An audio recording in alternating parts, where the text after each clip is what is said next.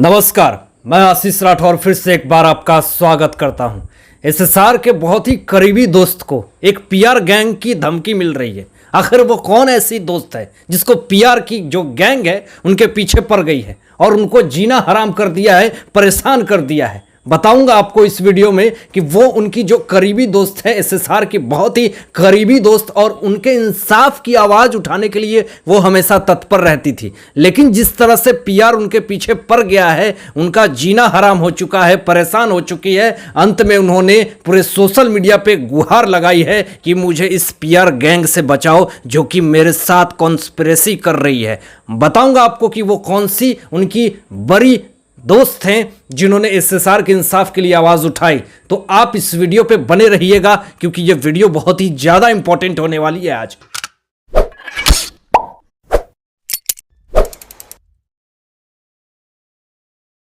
SSR के बहुत ही करीबी दोस्त स्मिता पारीख, जो कि हमेशा इंसाफ की आवाज उठाई है एसएसआर केस में, वो हमेशा चाहती हैं कि एसएसआर को इंसाफ मिले।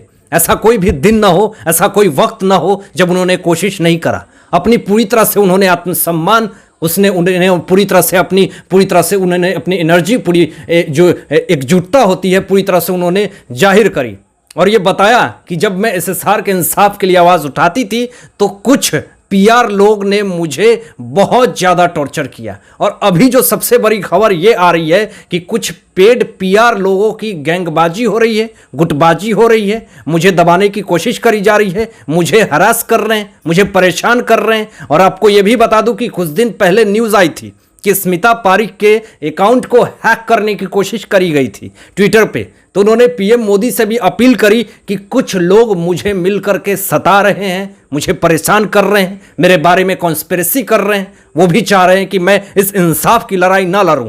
तो स्मिता पारीख ने साफ कहा कि तुम लोग कितना भी चाह लो, मैं रुकने वाले नहीं, मैं अपनी आवाज़ को पूरी तरह से बुलंद रखूंगी। तुम कितना भी सोच लो, कितना भी चाह लो, मैं इस लड़ाई को रोकने वाली नहीं हूं, बल्कि और दुगने एनर्जी के साथ मैं इसको लड़ूंगी।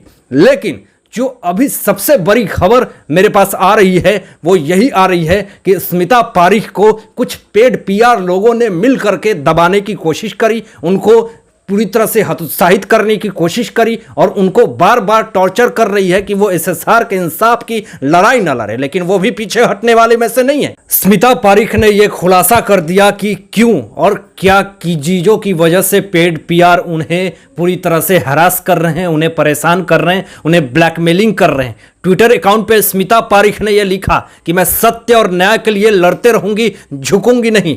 जितना भी हो सके तुम मुझे दबाने की कोशिश करो, मुझे भटकाने की कोशिश करो, मैं डरने वाले में से नहीं और झुकने वाले में से नहीं। उन्होंने कहा, खुलासा किया है, उन्होंने कहा है कि मेरे बेटे के अनधिकृत तस्वीरों को शेयर करके मुझे ब्लैकमेल किया जा रहा है, मुझे परेशान किया जा रहा है। आखिर मैंने उनका क्या बिगाड़ा है मुझे समझ में नहीं आता। लेकिन ये हैं कौन और कौन है इसके पीछे पेड पीआर गैंग जो मेरे पीछे पड़े हुए हैं और मुझे बार बार टॉर्चर कर रहे हैं, मुझे परेशान कर रहे हैं। उन्होंने कहा कि सत्य न्याय के लिए मैं लड़ते रहूंगी, सुशांत सिंह राजपूत के न्याय के लिए मैं लड़ते रहूंगी। कितना भी मुझे दबाने की कोशिश करे, भटकाने की कोशिश करे, मुझे फर्क नहीं पड़ता। मुझे फर्क बस ये पड़ता है कि मेरे दोस्त को इंसाफ मिले और ऐसे पेड पीआर लोगों की मैं वैल्यू नहीं करता। और मुझे कितना भी परेशान कर लो, मैं अपने रास्तों से हटने वाले में से नहीं और झुकने वाले में से नहीं, तुम समझ जाओ। और पेड पीआर वाले जिसके इशारों पे तुम लोग नाच रहे हो और जिस तरह से मेरे साथ कॉन्स्पिरेसी कर रहे हो, मैं रुकने वालों में से नहीं हूं। मैं इस इंसाफ की लड़ाई को लड़ूंगी और जीतूंगी भी। बहुत ही करारा जवाब दिया स्मिता पारीख ने, जिससे कि पेड पीआर और गैंग लोगों की पूरी तरह से बोलती बंद हो चुकी है। सुशांत की बहन प्रियंका सिंह स्टार्टिंग से ही स्मिता पारीख के हर एक चीजों को सपोर्ट करती हैं।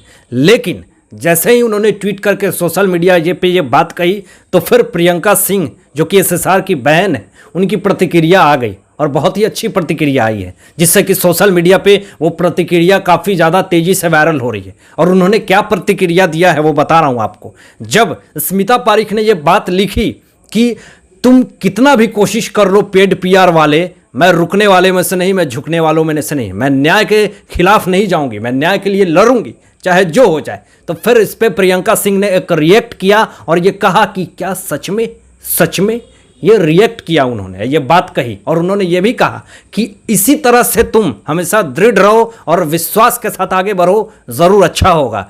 पूरी तरह से प्रियंका सिंह ने पूरी तरह से सपोर्ट किया स्मिता पारिक को और स्टार्टिंग से ही स्मिता पारिक को सपोर्ट करती हैं उनकी बहनें और पूरी तरह से राजपूत परिवार। तो इस तरह से स्मिता पारिक के अंदर का भी मनोबल बढ़ता है और वो इस केस के लिए हमेशा रिस्क लेती हैं, चाहे उनको कितना भी कोई धमकाने की कोशिश किए या कितने सारे थ्रेटिंग्स कॉल भी आए स्मिता पारिक को, लेकिन वो पीछे नहीं हटी। वो हमेशा अपने बात को आगे रखी और हमेशा रखती रहेंगी, क्योंकि उनके अंदर जो बात है वो शायद ही किसी में हो सकता है पेड पीआर वालों लोगों को। आप लोगों को बता दूं कि स्मिता पारिक कब से चर्चा में है, जब एसएसआर के साथ इस तरह का वारदात हुआ था तब वो इंसाफ की मांग उन्होंने तेज करी थी, बहुत सारे लोगों से गुहार लगाई थी।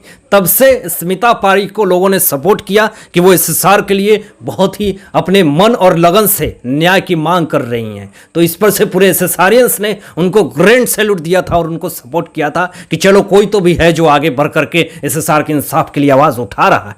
लेकिन आपको यह भी बता दूं कि रिया चक्रवर्ती को लेकर के बहुत सारे खुलासे किए थे स्मिता पारिक ने। यह कहा था कि एसएसआर को डेट करने से पहले रिया आदित्य राय कपूर को डेट कर रही थी और यही सारी चीजों का खुलासा करने के बाद रिया ने भी स्मिता पारिक को टारगेट करा था, लेकिन स्मिता पारिक को कोई भी फर्क नहीं पड़ता था। उन्होंने अपनी आवाज उस समय भी बुलंद रखी थी और आज भी रखी है, इतने सारे पेड पीआर के धमकियां के बाद भी। एसएसआर को लेकर के जो एक सबसे बड़ी दूसरी जो खबर आ रही है वो ये आ रही है कि आप लोगों को भी पता होगा कि एसएसआर की जो सबसे करीबी दोस्त, जीवन साथी, जिनके साथ जिंदगी मरने की पूरी तरह से कस्में खाए थे एसएसआर और अंकिता लोखंडे ने, जिस तरह से उनके लिए स्टार्टिंग में इंसाफ की आवाज़ भी उठाई इन्होंने, लेकिन अब इतने दिन बाद शायद हमें लगता है कि अब अंकिता लोखंडे को भी इस बात का फर्क नहीं पड़ता कि सीबीआई क्या रिपोर्ट दे रही है, चार्जशीट दाखिल कर रही है या नहीं कर रही है, इस केस में क्या इम्प्रूवमेंट है, क्या डेवलपमेंट है, किस तरह से इन्वेस्टिगेशन हो रही है, कोई फर्क नहीं। लेकिन आपको याद होगा वो दिन जब पूरे देश और दुनिया में एसएसआर फेमस हो जाते हैं मानव के रूप में। पवित्र रिश्ता में जो पवित्र रिश्ता सीरियल आई, एक मासूम सा चेहरा जो कि हर घर में दिखने लगा, हर घर में लोगों ने उनको एक इंसान, एक मानव, एक अपने करीबी जो उस रूप में देखने लगा, एक भोला भाला मासूम इंसान जो कि हर घर में मानव के रूप में सुशांत सिंह राजपूत पवित्र रिश्ता में देखने लगे। जो उस वक्त सक्सेस हुई ये सीरियल, पूरे देश और दुनिया में मानव यानी सुशांत सिंह राजपूत हर एक घर में आइडल बन गए। लेकिन जिस तरह से ये काला दिन 14 जून 2020 कभी नहीं भूला जा सकता है। ये दिन जब एसएसआर को हम लोगों को छीन लिया गया, उनको हम लोगों से, तो फिर आप समझ जाइए कि पवित्र रिश्ता जिस तरह से उस वक्त सक्सेस हुई थी, अब अंकिता लोखंडे ने ऑफिशियली अनाउंसमेंट कर दिया है कि अब पवित्र रिश्ता 2 लाएंगे। सोचिए ये किस तरह की सोच है, किस तरह की विचारधारा है और किस तरह के प्रोडक्शन हाउस है। जिस तरह से एकता कपूर इतने बड़े शो को चलाती हैं, आज तक इन्होंने ये नहीं कहा कि क्या सीबीआई का रिपोर्ट है या फिर क्या कुछ हो रहा है, चलिए इनको कोई फर्क नहीं पड़ता। लेकिन अंकिता लोखंडे ने जिस तरह से ऑफिशियली स्टेटमेंट ये दे दिया है कि पवित्र रिश्ता 2 अब आने वाली है, हो सकता है कि इसकी शूटिंग स्टार्ट भी हो गई होगी या फिर होने वाली होगी, इसके बारे में कोई भी ऑफिशियल स्टेटमेंट नहीं आया है।